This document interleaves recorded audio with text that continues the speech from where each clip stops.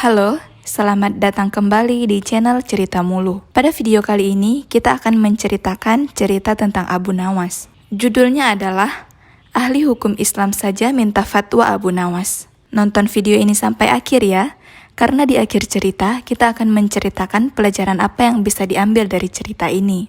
Ahli Hukum Islam saja minta fatwa Abu Nawas. Abu Nawas adalah pujangga Arab dan merupakan salah satu penyair terbesar sastra Arab klasik. Penyair ulung sekaligus tokoh sufi ini mempunyai nama lengkap Abu Ali Al-Hasan bin Hani Al-Hakami dan hidup pada zaman Khalifah Harun Ar-Rasyid di Baghdad pada tahun 806 sampai 814 Masehi. Kisah Abu Nawas amat banyak, ada yang konyol, lucu, dan satir.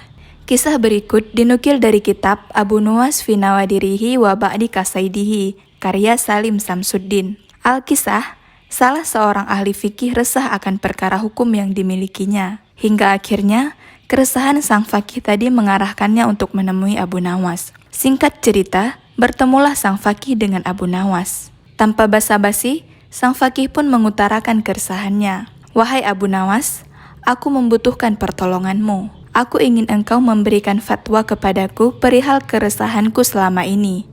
Dan semoga engkau mendapatkan balasan dari Allah atas kebaikanmu.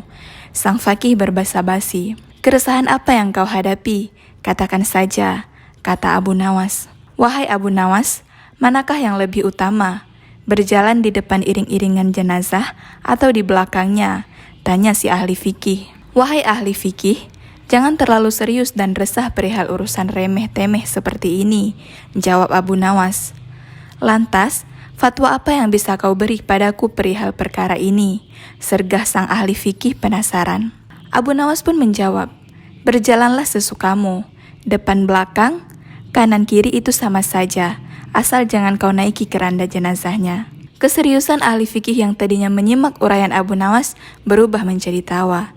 Sang ahli fikih itu pun pergi dengan rasa puas dan tertawa sepanjang perjalanan. Pelajaran yang bisa diambil dari kisah ini adalah jangan naiki keranda jenazah. Berikut sedikit kita bahas tata cara mengiringi jenazah. Setiap muslim yang meninggal mendapatkan 4 hak yang layak ia terima dan sekaligus wajib dilakukan oleh muslim di sekitarnya yang masih hidup.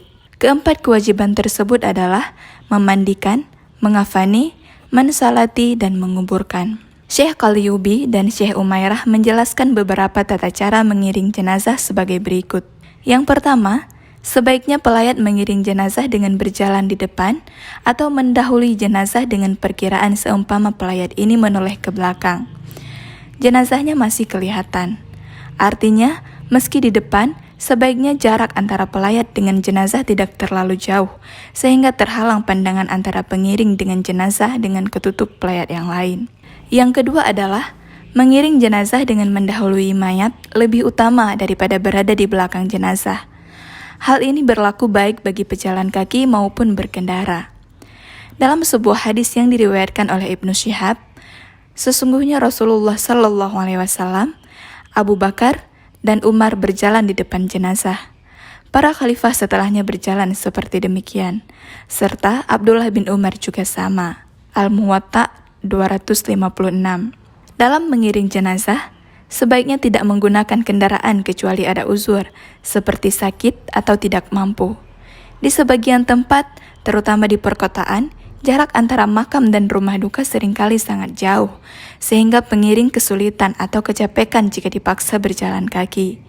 Bila yang terjadi seperti ini, anjuran untuk berjalan kaki menjadi gugur. Menurut Syekh Ibrahim Asy-Syirazi, kalau tidak ada alasan mendesak, misalnya sang pelayat dalam keadaan sehat atau tidak ada kendala jarak, kemudian ia mengiring jenazah dengan berkendara, maka hukumnya makruh. Dari perincian di atas, Syekh Qalyubi dan Umairah menyimpulkan sebagai berikut. Kesimpulannya, sebaiknya redaksi yang ditampilkan adalah mengiring jenazah dengan berjalan. Itu lebih utama, walaupun di belakangnya, atau bahkan sangat jauh jarak antara pelayat dan jenazah dibanding dengan naik kendaraan, walaupun posisinya di depan mayat dengan jarak dekat sekalipun. Mengiring jenazah di depannya lebih utama daripada di belakangnya, walaupun jaraknya sangat dekat dengan jenazah. Diriwayatkan oleh Sauban, budak Rasulullah SAW sebagai berikut. Rasulullah SAW pernah melihat masyarakat mengiring jenazah dengan naik kendaraan. Lalu, Rasulullah SAW bersabda, "Hendaknya kalian ini malu dengan malaikat Allah yang berjalan kaki, sedang kalian malah naik kendaraan." Saat mengiring jenazah, di sebagian tempat di Indonesia terdapat adat para pengiringnya sambil melantunkan zikir La ilaha illallah. Bagaimana hukumnya? Perlu diketahui, menurut Syekh Amin Al-Qurdi, makruh hukumnya mengobrol tentang urusan duniawi dan bicara keras saat mengiring jenazah, kecuali untuk membaca Al-Quran, zikir, dan salawat kepada Nabi SAW. Oleh karena itu, zikir keras itu diperbolehkan, apalagi ada untuk syiar. Sebuah terobosan penting yang perlu diapresiasi para kiai Indonesia terdahulu menginisiasi membaca La ilaha illallah ketika mengiring jenazah. Menurut Ibnu Ziyad Al-Yamani, pelayat yang tidak bisa terkontrol pembicaraannya lebih baik diajak sibuk berzikir yang bisa mengakibatkan mereka meninggalkan obrolan mereka. Sudah menjadi problem yang susah dihindari adalah pemandangan masyarakat yang melayat dengan obrolan duniawi yang menyebabkan mereka jatuh semacam menggunjing. Maka langkah yang dipilih adalah memperdengarkan mereka dengan zikir yang bisa menjadikan mereka meninggalkan pembicaraan tersebut atau meminimalisir pembicaraan mereka. Selain membaca zikir, sebaiknya pelayat berjalan cepat bersama jenazah dan memikirkan kematian serta kehidupan setelahnya. Disunnahkan berjalan di depan jenazah, dekat dengan jenazah, berjalan cepat bersama jenazah, dan memikirkan tentang kematian dan kehidupan setelahnya. Kesimpulannya, apabila kita mengiring jenazah, jika mampu usahakan dengan berjalan kaki dan sedikit mendahului jenazah di depannya.